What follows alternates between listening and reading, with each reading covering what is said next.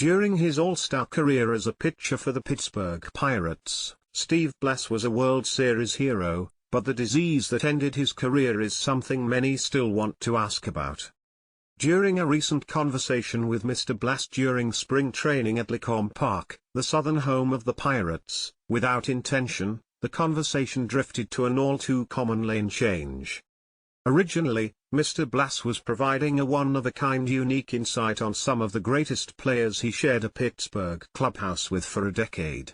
With former MLB skipper Jim Leyland heading to Cooperstown this summer as a member of the Hall of Fame's class of 2024, and with 11 of his 22 seasons piloting the Buccos in western Pennsylvania, this was as good as any starting point for comments from Mr. Blass.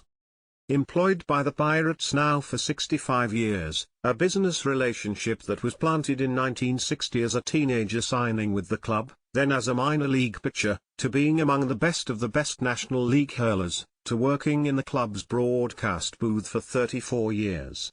Today, Mr. Blass, 81, serves the Pirates universe as an ambassador, shaking hands at banquets, and waving to fans at minor league affiliates' opening day festivities. A reporter once said of Mr. Blass, "He makes new friends feel like old friends."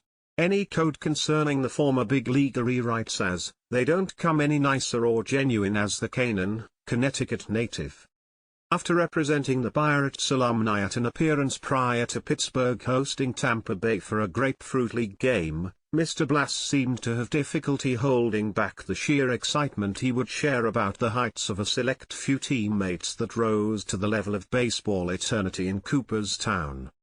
Mr. Blass told the Epoch Times of having the highest respect for Mr. Leyland, both as a manager, and as a man. A quick mention of the late Roberto Clemente really brought the happiest of times between the Hall of Famer outfielder and starting right-handed pitcher. In 1971, he, Clemente, was named the World Series MVP. "I applauded him," says Mr. Blass of the World Championship that the Pirates won over the Baltimore Orioles. "When we were on the plane, ready to leave Baltimore, I was sitting with my wife Karen. Roberto walked down the aisle, and we embraced." To Mr. Blass, who shared Pirates clubhouses and dugouts with for 8 MLB seasons with the popular Puerto Rican, Clemente will always be thought of as a teammate, friend, and his hero. And when the subject of Mr. Clemente's on-field greatness comes up for discussion, sadly, the day of his passing for many in the game remains burnt in their memories. While aboard a cargo plane filled with aid packages leaving his native Puerto Rico to an earthquake-ravaged Nicaragua on New Year's Eve 1972, the plane carrying Mr. Clemente crashed. The Great One's body was never found. From the unexpected loss of his friend from Puerto Rico, when Mr.